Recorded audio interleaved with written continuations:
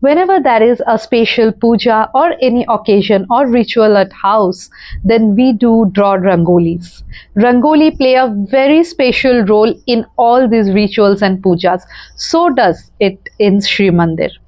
When Jagannath, along with his siblings, go on Rath Yatra or Gundicha Yatra to his aunt's place, that is Gundicha temple, then no rituals or major celebrations are performed in Sri Mandir or Puri temple. So this is the time when you will see that no rangoli is being drawn for this whole 9 days.